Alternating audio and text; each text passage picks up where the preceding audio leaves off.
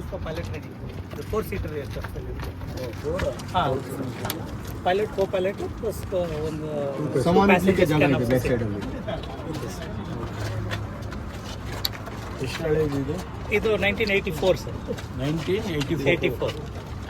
ಎಷ್ಟಾಯ್ತು ವರ್ಷ? 40 ವರ್ಷ. But still, yes, sir. Excellent condition. Very high.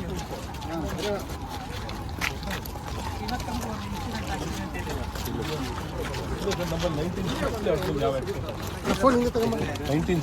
ಅಲ್ಲಿ ಒಂದು.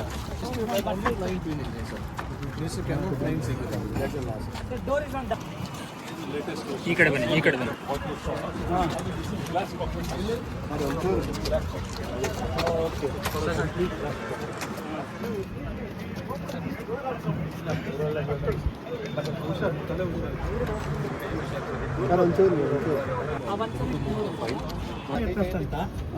This is a Tecnam aircraft.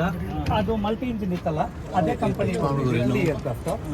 ಇದು ಬೇರೆ ಓನ್ಲಿ 1 hour ಫ್ಲೈ ಆಗಿದೆ. ಹಿಂದೆ ಬೀರಣ್ಣ ಕ್ಯಾಮ್ರಾ ಹಿಂದೆ ಅಷ್ಟೇ. ಆಮೇಲೆ pilot ಬಿಟ್ಬಿಟ್ರು. Pilot was left. So again we are reviving it now. Within 2 months we'll revive it. Sir ನೀವು ಒಂಚೂರು You can climb.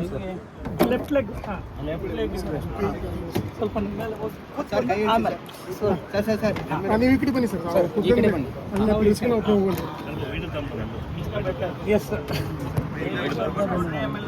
ಸರ್ ಇಲ್ಲಿ ಸರ್ ಈ ಸೈಡ್ ರೈಟ್ ಸೈಡ್ ಸರ್ ನಮ್ಮ ಸೈಡ್ ಒಂದು ಸರ್ ನೋಡಿ ಸರ್ ಈ ಸೈಡ್ ರೈಟ್ ಸೈಡ್ ಸರ್ ಈ side ಇಲ್ಲ ಒಂದು ನಿಮಿಷ ನೋಡಿ ಸರ್. ಸರ್ ಇಲ್ಲಿ ಸರ್ ಈ ಕಡೆ ಒಂದು ಸೆಕೆಂಡ್ ಆಯ್ತಪ್ಪ. ಬೀರಣ್ಣ ಹಂಗೆ ಜರುಗಿಸಿ ಹೇಳ್ತೀನಿ ಆ ಕಡೆ.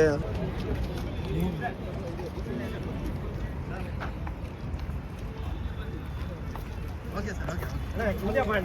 ಏನು ಮಾಡಲ್ಲ. ಆಯ್ತು ನಾನು ಬರಲ್ಲ ಬಾಣ. ಸರ್ ಇನ್ನೊಂದು ನಿಮಿಷ ನಿಂತ್ಕೊಳ್ಳಿ ಸರ್.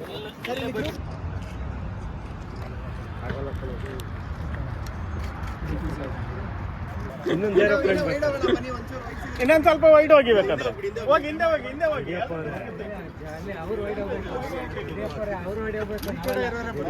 ಅಲ್ಲಿ ಕ್ಯೂ ದೊಡ್ಡದಾಗ್ತಾ ಇದೆ. ಮೊಬೈಲ್ ವೈಡ್ ಹಿಂದೆ ಬಾರೋ ಗಡೆ ಫುಲ್ ಬರುತ್ತೆ ಮೇಡಮ್ ಇನ್ನು ಮುಂದೆ ಬರಕ್ಕೆ. Thank you sir. ಅದೇ ಯಾವುದು ಅದಲ್ಲ, ಒಂದು ರೆಡ್ ಕಲರ್ ಇದ್ದಿದ್ದು ಇಲ್ಲೆಲ್ಲೋ ಶೆಡ್ಡಲ್ಲಿ ಇತ್ತು. ಇದೊಂದು ಸ್ವಲ್ಪ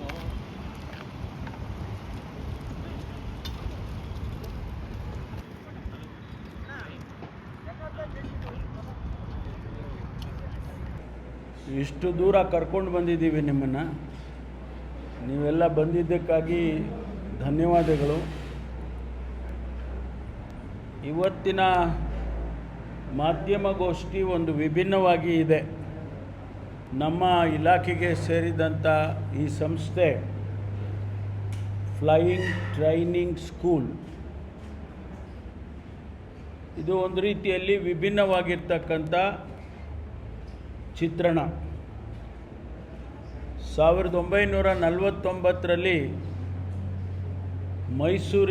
ಮೈಸೂರು ಸಂಸ್ಥಾನದ ಒಡೆಯರು ಅವರು ಈ ಜಾಗವನ್ನು ಕೊಟ್ಟು ಇಲ್ಲಿ ಒಂದು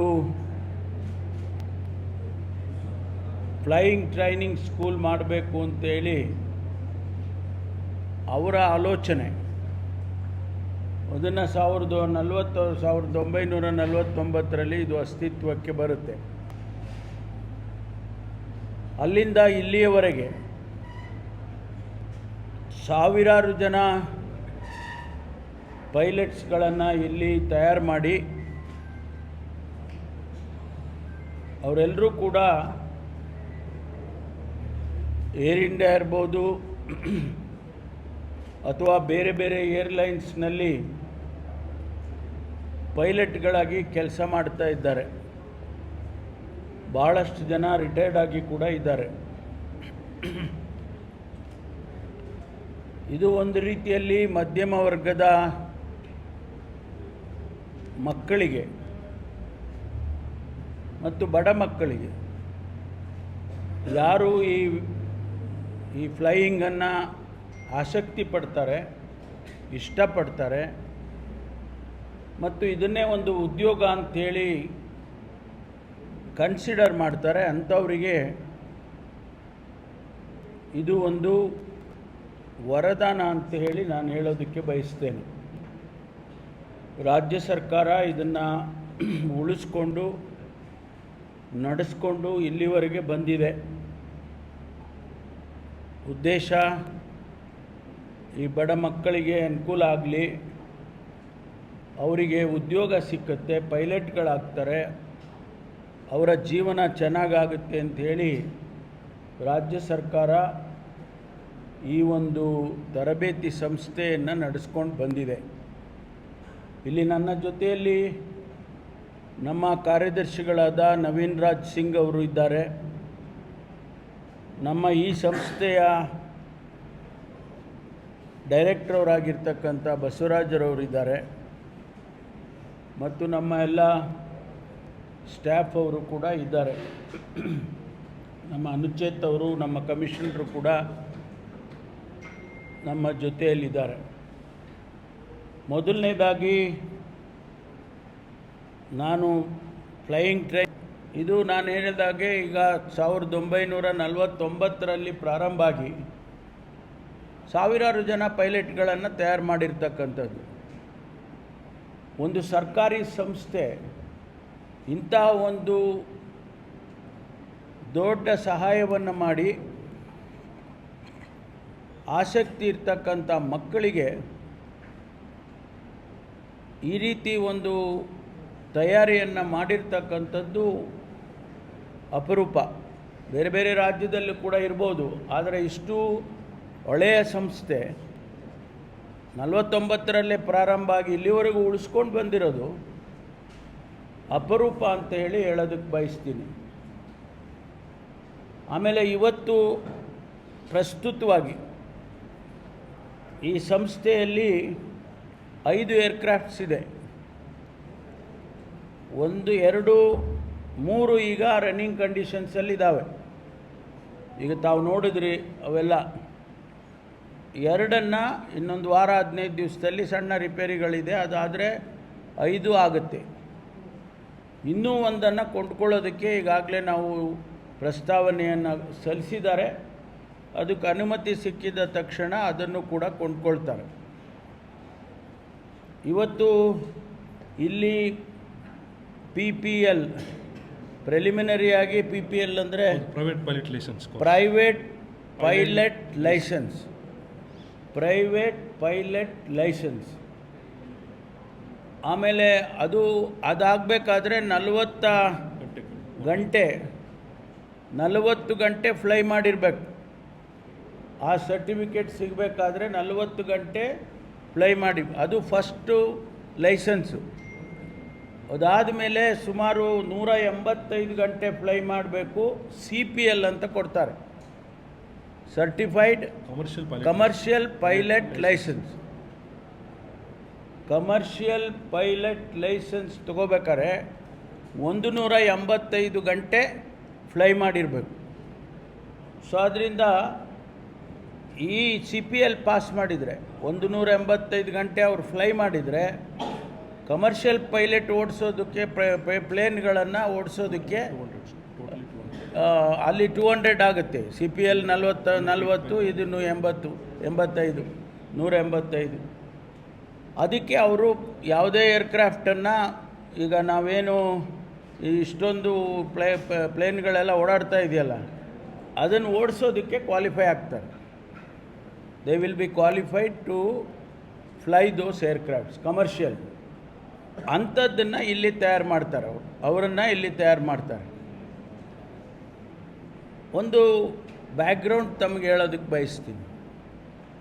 ಇಂಡಿಯಾದಲ್ಲಿ ಸುಮಾರು ಎಲ್ಲ ಕಂಪನಿಗಳು ಸೇರಿ ಸುಮಾರು 850 ಏರ್ಕ್ರಾಫ್ಟ್ಸ್ಗಳು ಪ್ರತಿನಿತ್ಯ ಫ್ಲೈ ಮಾಡುತ್ತೆ ಇಂಡಿಯಾದಲ್ಲಿ. ಏರ್ ಇಂಡಿಯಾ ಇರ್ಬೋದು, ಅಥವಾ ಇಂಡಿಗೋ ಇರ್ಬೋದು, ಅವನೇನೋ ಸ್ಟಾರ್ ಇರ್ಬೋದು, ಸ್ಪೈಸ್ ಇರ್ಬೋದು, ಅವೆಲ್ಲ ಒಟ್ಟಾರೆ ಸೇರಿ ಕಮರ್ಷಿಯಲಿ 850 ಏರ್ಕ್ರಾಫ್ಟ್ಸು ಪ್ರತಿನಿತ್ಯ ಇಂಡಿಯಾದಲ್ಲಿ ಫ್ಲೈ ಆಗುತ್ತೆ. 7,000 to 8,000 ಜನ ಪೈಲಟ್ಸ್ಗಳು ಇದು ಕೆಲಸ ಮಾಡ್ತಿದ್ದಾರೆ. ಸುಮಾರು ಜನಕ್ಕೆ ಅಫ್ಕೋರ್ಸ್ ಕೆಲಸನೂ ಈಗ ಸದ್ಯದಲ್ಲಿ ಇಲ್ಲ. ಇಂಡಿಗೋ ಕಂಪನಿಯವರು ನೆಕ್ಸ್ಟ್ 5 ಇಯರ್ಸಲ್ಲಿ 1,000 ಏರ್ಕ್ರಾಫ್ಟನ್ನು ಪರ್ಚೇಸ್ ಮಾಡೋದಕ್ಕೆ ಆರ್ಡರ್ ಕೊಟ್ಟಿದ್ದಾರೆ. ಏರ್ ಇಂಡಿಯಾದವರು 250 ಏರ್ಕ್ರಾಫ್ಟನ್ನು ಪರ್ಚೇಸ್ ಮಾಡೋದಕ್ಕೆ ಆರ್ಡರ್ ಕೊಟ್ಟಿದ್ದಾರೆ. ಅವೆಲ್ಲ ಹಂತ ಹಂತವಾಗಿ ಬರುತ್ತೆ. ನೆಕ್ಸ್ಟ್ ಇಯರ್ ಒಂದಷ್ಟು ಬರುತ್ತೆ, ಅದ್ರ ನೆಕ್ಸ್ಟ್ ಇಯರು ಒಂದು 5 ವರ್ಷದೊಳಗಾಗಿ ನನ್ನ ಅಂದಾಜು ಎಲ್ಲ ಏರ್ಕ್ರಾಫ್ಟ್ಸು ಬರುತ್ತೆ. 1,250 ಏರ್ಕ್ರಾಫ್ಟು ಈಗ ಇರ್ತಕ್ಕಂಥ 850 ಏರ್ಕ್ರಾಫ್ಟ್ಗೆ ಆ್ಯಡ್ ಆಗುತ್ತೆ.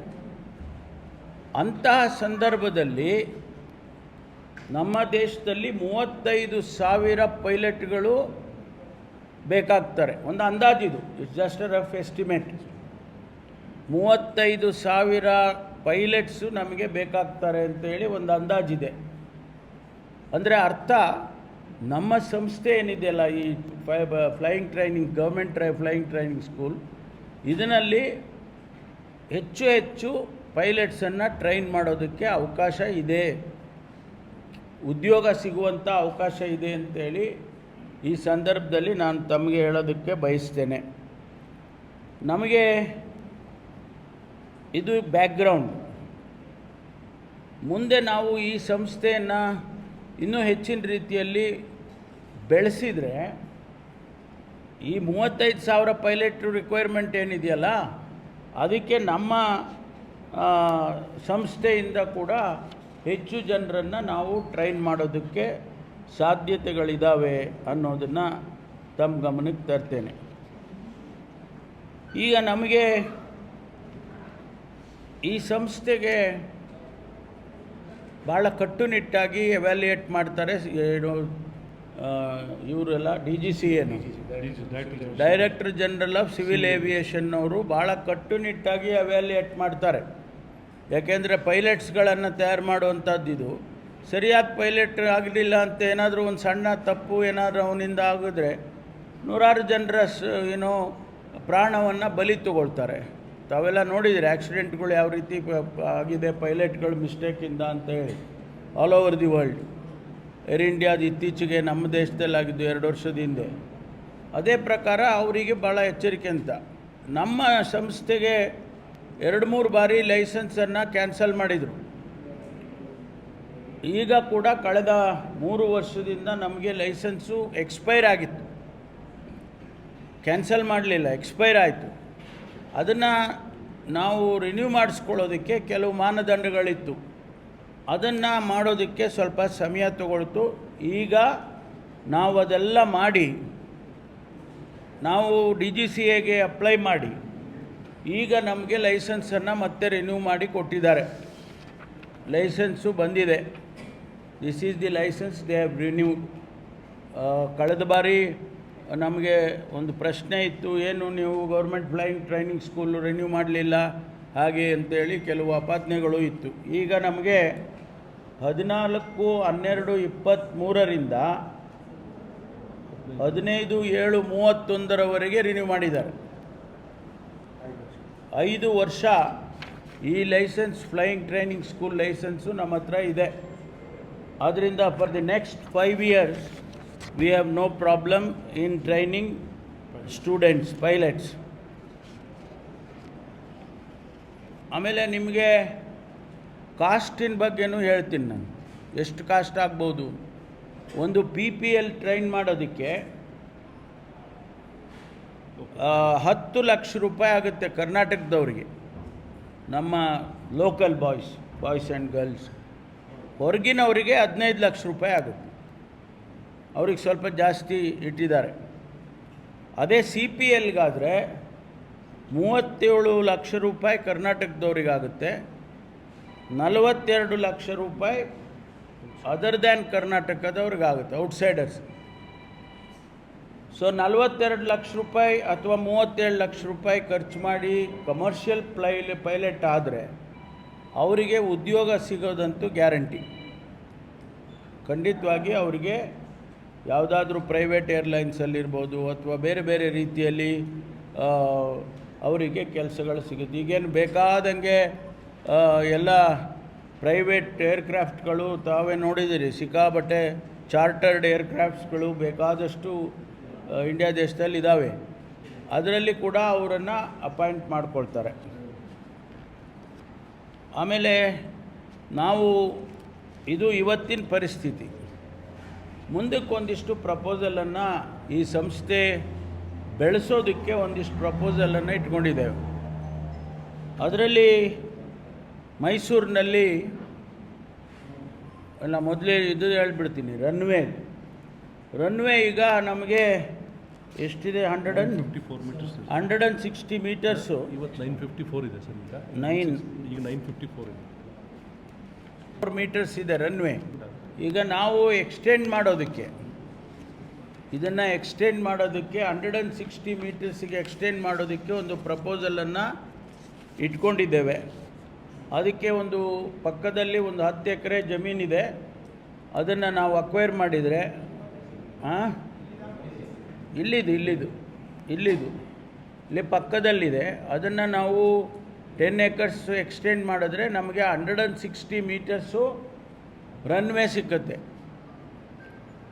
160 ಮೀಟರ್ಸ್ ರನ್ವೇ ಸಿಕ್ಕಿದ್ರೆ ನಮಗೆ ಅಡ್ವಾಂಟೇಜ್ ಏನಂದರೆ, ನಾವು 4 ಸೀಟರು 6 ಸೀಟರು ಏರ್ಕ್ರಾಫ್ಟ್ಗಳನ್ನು ಫ್ಲೈ ಮಾಡ್ಬೋದು. ಈಗ ಸಪೋಸ್ ಮುಖ್ಯಮಂತ್ರಿಗಳು ರಾಯಚೂರಿಗೆ ಹೋಗಬೇಕು ಅಂತಿದ್ದಾರೆ ಅಥವಾ ಗುಲ್ಬರ್ಗಕ್ಕೆ ಹೋಗಬೇಕು ಅಂತ, ಇಲ್ಲಿ ಆ ಏರ್ಕ್ರಾಫ್ಟ್ 6 ಸೀಟರ್ ಏರ್ಕ್ರಾಫ್ಟನ್ನು ತೊಗೊಂಡು ಅವರು 45 ನಿಮಿಷದಲ್ಲಿ ಅಲ್ಲಿ ಹೋಗ್ಬೋದು. ನಮಗೆ ಈಗೇನು ಕಮರ್ಷಿಯಲ್ಲು ಇದೆಯಲ್ಲ ಏರ್ಕ್ರಾಫ್ಟ್ಸು, ಅವೆಲ್ಲ HALನಲ್ಲಿರ್ಬೋದು ಅಥವಾ ಇಂಟರ್ನ್ಯಾಷನಲ್ ಏರ್ಪೋರ್ಟಲ್ಲಿ, ಅದು ಬೇಕಾಗೋದಿಲ್ಲ, ಇಲ್ಲೇ ನಾವು ಉಪಯೋಗಿಸ್ಬೋದು. ಅಂಥದ್ದು ಅವಕಾಶಗಳು ಮುಂದಿನ ದಿನಗಳಲ್ಲಿ ಆಗುತ್ತೆ ಅಂತೇಳಿ ನಾವು ಈಗ ಒಂದು ಪ್ರಪೋಸಲನ್ನು ಕೊಡ್ತಾ ಇದ್ದಾರೆ. ಆದರೆ ಸಮಸ್ಯೆ ಏನು ಅಂತೇಳಿದರೆ, ಈ ಸುತ್ತ ಮನೆಗಳಿವೆ, ಹೈ ರೈಸ್ ಬಿಲ್ಡಿಂಗ್ಗಳನ್ನು ಕಟ್ಟೋದಕ್ಕೆ ಅವರೆಲ್ಲ ಒತ್ತಾಯ ಮಾಡ್ತಾರೆ. ಆದರೆ ನಾವು 45 ಮೀಟರ್ನ ಮೇಲೆ ಕೊಡೋಕ್ಕೆ ಸಾಧ್ಯ ಇಲ್ಲ. 45 metres at the radius of 2.7 kilometres. 2.7 kilometres ರೇಡಿಯಸ್ಸಲ್ಲಿ 45 ಮೀಟರ್ ಮೇಲೆ ನಾವು ಕೊಡೋಕ್ಕಾಗಲ್ಲ. ಆ ಪರ್ಮಿಷನ್ನು ಡೈರೆಕ್ಟ್ರೇ ಕೊಡಬೇಕು. ಇಲ್ಲಿ ಸುತ್ತ ಯಾರಾದರೂ ಮನೆ ಕಟ್ಟೋರಿಗೆ ಅವರು ಪರ್ಮಿಷನ್ NOC ತೊಗೊಳ್ಳೇಬೇಕು.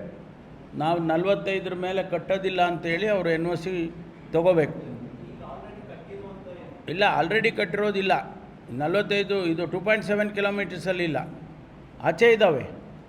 ಆದರೆ ಈಗ ಕೇಳ್ತಾ ಇದ್ದಾರೆ, ನೀವು ಕ್ಲೋಸ್ ಮಾಡಿಬಿಡಿ ಇದನ್ನು, ಈ ಪೈಲಟ್ ಟ್ರೈನಿಂಗ್ ಸ್ಕೂಲನ್ನೇ ಕ್ಲೋಸ್ ಮಾಡಿಬಿಡಿ, ನಾವೆಲ್ಲ ದೊಡ್ಡದಾಗಿ ಕಟ್ಬಿಡ್ತೀವಿ, ನಾವು 50-60 ಅಂತ ಕೇಳ್ತಾ ಇದ್ದಾರೆ. ಅದನ್ನು ನಾವು ವಿ ವಿಲ್ ನಾಟ್ ಪರ್ಮಿಟ್. ಈ ಸುತ್ತ 2.5 ಕಿಲೋಮೀಟ್ರ್ ದೂರದಲ್ಲಿ 2.7 ಕಿಲೋಮೀಟರ್ಸಲ್ಲಿ ಯಾರಿಗೂ ಕೂಡ 45 ಮೀಟರ್ ಎತ್ತರದ ಮೇಲೆ ಬಿಲ್ಡಿಂಗ್ಗಳನ್ನು ಕಟ್ಟೋದಕ್ಕೆ ನಾವು ಪರ್ಮಿಷನ್ ಕೊಡಲ್ಲ. ಈ ಇನ್ಸ್ಟಿಟ್ಯೂಷನ್ನ ಕ್ಲೋಸ್ ಮಾಡಲ್ಲ. ಅವರೇನಾದರೂ ಕಲ್ಪನೆ ಇಟ್ಕೊಂಡಿದ್ರೆ ಕ್ಲೋಸ್ ಮಾಡಬೇಕು ಅಂತ ಹೇಳಿ, we will not close this institute. ಯಾಕೆಂದರೆ ಇಷ್ಟೊಂದು ಜನರಿಗೆ ಕೆಲಸ ಕೊಡುವಾಗ ಅದು ಕೂಡ ಇಂಥ ಒಂದು ಪೈಲಟ್ ಟ್ರೈನಿಂಗ್, ಪೈಲಟ್ಸ್ ಅಂತ ಹೇಳಿದ್ರೆ all over the world different ಲೆವೆಲ್ನಲ್ಲಿ ಇರ್ತಾರೆ ಅವರು. ಅವರಿಗೆ ಸಂಬಳ ಅಷ್ಟೇ ಅಲ್ಲ, ಅವರ ಸ್ಟೇಟಸ್ಸೇ ಬೇರೆ ಇರುತ್ತೆ. ಒಬ್ಬ ಮಧ್ಯಮ ವರ್ಗದ ಮಗು ಆ ಸ್ಥಾನಕ್ಕೆ ಹೋಗೋದಕ್ಕೆ ನಾವು ಒಂದಿಷ್ಟು ಅನುವು ಮಾಡಿಕೊಟ್ರೆ ಸರ್ಕಾರದ ಉದ್ದೇಶನೂ ಕೂಡ ಸಫಲ ಆಗುತ್ತೆ. ಅದಕ್ಕೋಸ್ಕರ we will not close this institution.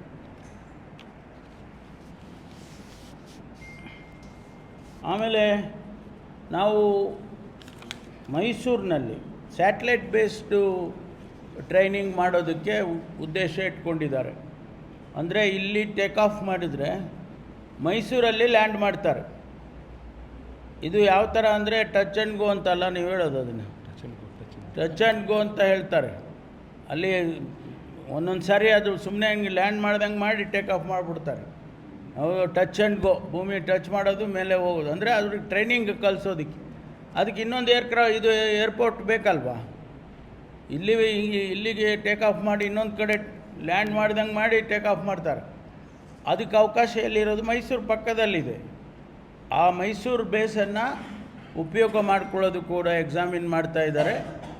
ಎರಡನೇದು ಹಾಸನ್ನಲ್ಲಿ ಏರ್ಪೋರ್ಟ್ ಆಗಿದೆ. ಈಗ ಹಾಸನ್ನಲ್ಲೂ ಕೂಡ ಒಂದು ಸ್ಯಾಟಲೈಟ್ ಬೇಸನ್ನು ಮಾಡಬೇಕು ಅನ್ನೋ ಉದ್ದೇಶ ಕೂಡ ಇದೆ ಅಂತಕ್ಕಂಥದ್ದನ್ನು, ಅಂದರೆ ಮುಂದಿನ ಎಕ್ಸ್ಪ್ಯಾನ್ಷನ್ ಪ್ರೋಗ್ರಾಮ್ಸ್, ಒಂದು ರನ್ವೇ ಹೆಚ್ಚು ಮಾಡ್ಕೊಳ್ಳೋದು, ಇನ್ನು ಏರ್ಕ್ರಾಫ್ಟು ಅಕ್ವೈರ್ ಮಾಡೋದು, ಮೂರನೇದು ಸ್ಯಾಟಲೈಟ್ ಬೇಸ್ ಇದನ್ನು ಪ್ರಾರಂಭ ಮಾಡೋದು. ಈ 3 ಪ್ರಪೋಸಲನ್ನು ಇಟ್ಕೊಂಡಿದ್ದಾರೆ. ನಮ್ಮ ಇಲಾಖೆ ಕ್ರೀಡಾ ಮತ್ತು ಯುವ ಸಬಲೀಕರಣ ಇಲಾಖೆ, ಸ್ಪೋರ್ಟ್ಸ್ ಆ್ಯಂಡ್ ಯೂತ್ ಎಂಪವರ್ಮೆಂಟ್. ಇದರ ಜೊತೆಗೆ ನಾವು ನಮ್ಮ ಕಾರ್ಯದರ್ಶಿಗಳು ಪ್ರಸ್ತಾವನೆಯನ್ನು ಸರ್ಕಾರಕ್ಕೆ ಕಳಿಸ್ತಿದ್ದಾರೆ. Sports, youth empowerment and civil aviation ಹೆಸರನ್ನು ಬದಲಾಯಿಸೋಕ್ಕೆ ಕೂಡ ಪ್ರಸ್ತಾವನೆ ಸರ್ಕಾರಕ್ಕೆ ಕಳಿಸ್ತಿದ್ದಾರೆ. I will go before the cabinet and later we will change the name. Sports, youth empowerment and civil aviation for the world ಒಂದು ಹೊಸ ಯುಗ ಪ್ರಾರಂಭ ಆಗ್ತಾ ಇದೆ. ತಮಗೆ ಗೊತ್ತಿದ್ದ ಹಾಗೆ metropolitan cities all over the world, ಈಗ ಲಂಡನ್ ಇರ್ಬೋದು, ನ್ಯೂಯಾರ್ಕ್ ಇರ್ಬೋದು, ಶಿಕಾಗೋ ಇರ್ಬೋದು, ಈ ಕಡೆ ಬಂದರೆ ಯುರೋಪ್ನಲ್ಲಿ ಬೇರೆ ಬೇರೆ ದೊಡ್ಡ ದೊಡ್ಡ ದೇಶಗಳೆಲ್ಲ, ಮತ್ತು ನಮ್ಮಲ್ಲಿ ಕೂಡ ಈಗ ಬಾಂಬೆ ಇರಲಿ, ಡೆಲ್ಲಿ ಇರಲಿ, ಕ್ಯಾಲ್ಕಟಾ ಇರಲಿ, ಚೆನ್ನೈ ಇರಲಿ, ಅಲ್ಲಿ ಸಿಟಿ ಒಳಗಡೆ ನೀವು ಲ್ಯಾಂಡ್ ಮಾಡೋದಕ್ಕೆ, ಟೇಕ್ ಆಫ್ ಮಾಡೋದಕ್ಕೆ ಎಲ್ಲ ಈ ರೀತಿ ಒಂದು ಏರ್ಪೋರ್ಟ್ ಇರೋದಕ್ಕೆ ಭಾಳ ಕಷ್ಟ ಆಗ್ತಾಯಿದೆ. ಮುಂದಿನ ದಿನಗಳಲ್ಲಿ ಇನ್ನೂ ಕೂಡ ಕಷ್ಟ ಆಗುತ್ತೆ. ಅದಕ್ಕೆ ಟೆಕ್ನಾಲಜಿ ಏನು ಮಾಡಿದೆ ಅಂದರೆ ವರ್ಟಿಕಲ್ ಟೇಕ್ ಆಫ್ ಆಗಬೇಕು ಅಂತ. ಪ್ಲೇನ್ ಎಲ್ಲ ಈಗಾಗಲೇ ತಾವು ನೋಡಿರ್ಬೋದು, ಡಿಫೆನ್ಸಲ್ಲಿದೆ, ಮಿಲಿಟ್ರಿ ಏರ್ಕ್ರಾಫ್ಟ್ಸು ವರ್ಟಿಕಲ್ ಟೇಕ್ ಆಫ್ ಇದೆ. ಬ್ರಿಟಿಷಲ್ಲಿ ಫಾಕ್ಲ್ಯಾಂಡ್ ವಾರ್ ಆಯಿತು ಒಂದು ಸಾರಿ, ಆಗ ಅವರು ಎಲ್ಲ ವರ್ಟಿಕಲ್ ಏರ್ಕ್ರಾಫ್ಟ್ ಎಲ್ಲ ಹ್ಯಾರಿಸ್ ಏರ್ಕ್ರಾಫ್ಟ್ ಅಂತ, ಹ್ಯಾರಿಯರ್ ಜೆಟ್ಸು, ಸಿ ಹ್ಯಾರಿಯರ್ಸು, ಅವೆಲ್ಲ ವರ್ಟಿಕಲ್ ಟೇಕ್ ಆಫ್ ಆಗ್ತವೆ. ಅಂಥ ಏರ್ಕ್ರಾಫ್ಟ್ಗಳನ್ನು ಟ್ರೈನ್ ಮಾಡೋದಕ್ಕೆ ಕೂಡ ಇಲ್ಲಿ ವರ್ಟಿಕಲ್ ಟೇಕ್ ಆಫ್ ಆಗೋದಕ್ಕೆ ಈಗ ನಮಗೆ ಭಾಳ ಕಷ್ಟ ಆಗುತ್ತೆ. ಇನ್ಮೇಲೆ ಎಲ್ಲೋ ಈ ದೊಡ್ಡ ದೊಡ್ಡ ಏರ್ಪೋರ್ಟ್ಗಳು ಮಾಡೋಕ್ಕಾಗಲ್ಲ. ಅದಕ್ಕೆ ವರ್ಟಿಕಲ್ ಟೇಕ್ ಆಫ್ ಮಾಡೋದಕ್ಕೆ ಕೂಡ ಟ್ರೈನಿಂಗ್ ಮಾಡೋದಕ್ಕೆ ಇಲ್ಲಿ ನಾವು ಎಕ್ಸ್ಪ್ಯಾನ್ಷನ್ಗೆ ಪ್ರಪೋಸಲನ್ನು ಇಟ್ಕೊಂಡಿದ್ದೇವೆ. ಆಮೇಲೆ ಇಂಡಿಯನ್ ಏರ್ಫೋರ್ಸ್ನವರು ಈಗಾಗಲೇ ಇಲ್ಲಿ ನಮಗೆ ಒಂದು ಸ್ಯಾಟಲೈಟ್ ಲಿಂಕ್ಡ್ ರಡಾರ್ಸನ್ನು ಹಾಕ್ಕೊಂಡಿದ್ದಾರೆ. ಅದರಿಂದ ನಮಗೆ ರಿಸರ್ಚ್ ಮಾಡೋದಕ್ಕೆ ನಮ್ಮ ಮಕ್ಕಳಿಗೂ ಕೂಡ ಅದರಲ್ಲಿ ಭಾಗಿಯಾಗ್ಬೋದು, ಅವ್ರಿಗೂ ಅವಕಾಶ ಇದೆ. ಆ ರಿಸರ್ಚ್, ಸಿವಿಲ್ ಏವಿಯೇಷನ್ನಲ್ಲಿ ರಿಸರ್ಚ್ ಮಾಡೋದಕ್ಕೆ ಕೂಡ ಇಲ್ಲಿ ನಾವು ಅವಕಾಶ ಮಾಡಿ ಕೊಡೋದಕ್ಕೆ ಸಾಧ್ಯತೆ ಇದೆ. ಈಗಾಗಲೇ ಅವರು ಇನ್ಸ್ಟ್ರೂಮೆಂಟ್ಸ್ ಎಲ್ಲ ಹಾಕಿ ಈಗ ಬಹುಶಃ ಅರಬ್ಬಿ ಸೀಯಿಂದ ಯಾವುದೇ ಒಂದು ಏರ್ಕ್ರಾಫ್ಟ್ ಬರ್ತಾ ಇದೆ ಅಂತಂದರೆ ಅದು ಇಲ್ಲಿ ಟ್ರ್ಯಾಕ್ ಮಾಡೋದಕ್ಕೆ ಈಗಲೇ ಸಾಧ್ಯತೆ ಇದೆ. ಇಫ್ ಐ ಆಮ್ ಕರೆಕ್ಟ್ ಅಲ್ವಾ? ಎಕ್ಸ್ಪೆರಿಮೆಂಟ್ ನಡೀತಾ ಇದೆ. ಆ ಇದರಲ್ಲಿ ಡಿಫೆನ್ಸ್ ಇದು ಏರ್ಫೋರ್ಸ್ನವರು ರಿಸರ್ಚ್ ಮಾಡೋದಕ್ಕೆ ಮಾಡಿದ್ದಾರೆ. ನಮ್ಮವರು ಕೂಡ ಅದರಲ್ಲಿ ಮುಂದಿನ ದಿನದಲ್ಲಿ ಭಾಗಿಯಾಗೋದಕ್ಕೂ ಸಾಧ್ಯ ಇದೆ. ಆಮೇಲೆ ನಮ್ಮ ಎಕ್ಸ್ಪ್ಯಾನ್ಷನ್ನಲ್ಲಿ ಇನ್ನೂ ಒಂದು ಹೊಸ ಆವಿಷ್ಕಾರಗಳು ಬರುತ್ತೆ. Technologically new developments. ಸಿವಿಲ್ ಏವಿಯೇಷನ್ನಲ್ಲಿ ಏರ್ಕ್ರಾಫ್ಟ್ ಮೇಂಟೆನೆನ್ಸ್ ಅಕಾಡೆಮಿ ಅಂತೇಳಿ ಮಾಡಬೇಕು ಅಂತ ಉದ್ದೇಶ ಇಟ್ಕೊಂಡಿದ್ದೀವಿ. ಏನಾಗುತ್ತೆ, ಭಾಳ ಜನಕ್ಕೆ ನಾವು ಫ್ಲೈಯಿಂಗ್ ಕಲಿಸ್ಬಿಡ್ತೀವಿ. ಮೇಂಟೆನೆನ್ಸ್ ಆಫ್ ದಿ ಏರ್ಕ್ರಾಫ್ಟ್ ಭಾಳ ಇಂಪಾರ್ಟೆಂಟ್ ಅಲ್ವಾ? ಅದಕ್ಕೂ ಟ್ರೈನಿಂಗ್ ಬೇಕು. ಅದಕ್ಕೆ ಟ್ರೈನಿಂಗ್ ಇಲ್ಲದ್ರೆ ಆಗೋದಿಲ್ಲ. ಅದಕ್ಕೂ ಕೂಡ ನಾವು ಇಲ್ಲೇನೇ ನೆಕ್ಸ್ಟು ಎಕ್ಸ್ಪ್ಯಾನ್ಷನ್ನಲ್ಲಿ ಏರ್ಕ್ರಾಫ್ಟ್ ಮೇಂಟೆನೆನ್ಸ್ ಅಕಾಡೆಮಿ ಅದನ್ನು ಮಾಡಬೇಕು ಅಂತ ಒಂದು ಉದ್ದೇಶವನ್ನು ಇಟ್ಕೊಂಡಿದ್ದೇವೆ. ಇದಿಷ್ಟು ವಿಚಾರಗಳನ್ನು, ಇನ್ನೇನಾದರೂ ಇದೆಯಾ? ಇಷ್ಟು ವಿಷಯಗಳನ್ನು ನಾನು ತಮ್ಮ ಮುಂದೆ ಹಂಚ್ಕೊಳ್ತೇನೆ. ಮತ್ತು ಇನ್ನೇನಾದರೂ ನಮ್ಮ ಸೆಕ್ರೆಟ್ರಿ ಅವರು ಅಥವಾ ಡೈರೆಕ್ಟ್ರು ನೋಡಿ. ಇದರ ಬಗ್ಗೆ ಈಗಾಗಲೇ ಹಿಂದಿನ ಮುಖ್ಯಮಂತ್ರಿಗಳಿದ್ದಂಥ ಸಂದರ್ಭದಲ್ಲಿ ಮಾನ್ಯ ಸಿದ್ದರಾಮಯ್ಯನವರು ಮುಖ್ಯಮಂತ್ರಿಗಳಿದ್ದಾಗ ಈ ವಿಷಯದ ಬಗ್ಗೆ ವಿಸ್ತೃತವಾಗಿ ಕ್ಯಾಬಿನೆಟ್ಟಲ್ಲಿ ಚರ್ಚೆ ಆಗಿದೆ. ನಾವು ಅಂತಿಮವಾಗಿ ಈ ಒಂದು ಫ್ಲೈಯಿಂಗ್ ಟ್ರೈನಿಂಗ್ ಸ್ಕೂಲನ್ನು ಮುಚ್ಚೋದಿಲ್ಲ ಅಂತ ತೀರ್ಮಾನ ಮಾಡಿದ್ದೇವೆ. Cabinet is already taken a decision not to close this. That means this institute, this flying school will continue. Question of giving land to somebody will not arise. ಆದರೂ ಕೋರ್ಟ್ನಲ್ಲಿ ಕೇಸ್ ಹಾಕ್ಕೊಂಡಿದ್ದಾರೆ ಯಾರೋ private ಜನ. ಅದನ್ನು ನಾವು ಸರ್ಕಾರ, ನಮ್ಮ ಲೀಗಲ್ ಟೀಮ್ ಏನಿದೆ, advocate general ಮತ್ತು ಲೀಗಲ್ ಟೀಮು, ಅವರು ಅದನ್ನು ನೋಡ್ಕೊಳ್ತಾರೆ. But government has, for the time being, government has taken not to close this institute. ಈಗ ಹೆಲಿಕಾಪ್ಟರ್ ಓಡಿಸಿದವರು ಈ ಏರ್ಕ್ರಾಫ್ಟ್ ಓಡಿಸೋಕ್ಕಾಗಲ್ಲ, ಅಥವಾ ಇದನ್ನು ಓಡಿಸಿದವರು ಹೆಲಿಕಾಪ್ಟರ್ ಓಡಿಸೋಕ್ಕಾಗಲ್ಲ. ಟ್ರೈನಿಂಗ್ ಬೇರೆ ಬೇರೆ ಇರ್ತವೆ. ಈಗ ನಾವು ರನ್ವೇನಲ್ಲಿ ಹೋಗೋ ಏರ್ಕ್ರಾಫ್ಟ್ನ ನೀನು ತಗೊಂಡೋಗಿ ನೀವು ವರ್ಟಿಕಲ್ ಓಡಿಸಪ್ಪ ಅಂದರೆ ಅದಾಗಂಗಿಲ್ಲ ಅವರು, ಆಯಿತಾ? ಅದಕ್ಕೆ ಅವರಿಗೆ ಬೇರೆ ಟ್ರೈನಿಂಗ್ ಕೊಡಬೇಕು.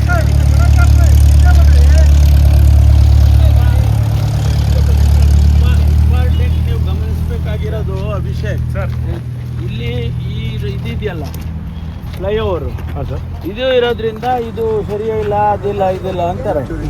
ಜಸ್ಟ್ ನೀವು ಅಬ್ಸರ್ವ್ ಮಾಡಿ, ಹಾಗೆ ಟೇಕ್ ಆಫ್ ಮಾಡುವಾಗ ಎಷ್ಟು ಹೋಗುತ್ತೆ the height of that flyover and the aircraft, ಈಗ ನಿಮಗೆ ಗೊತ್ತಾಗುತ್ತೆ ನೋಡಿ.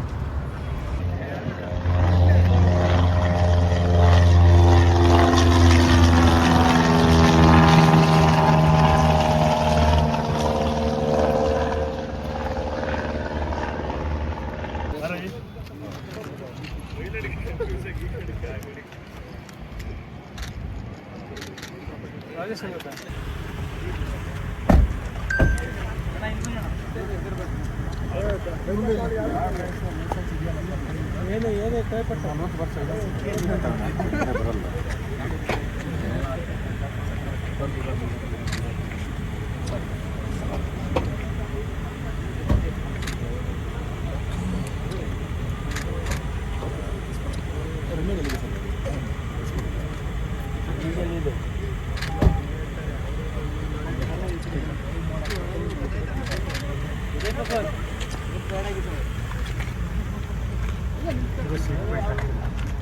ಸೀಟ್ ಬೆಲ್ಟ್ ಹಾಕಿ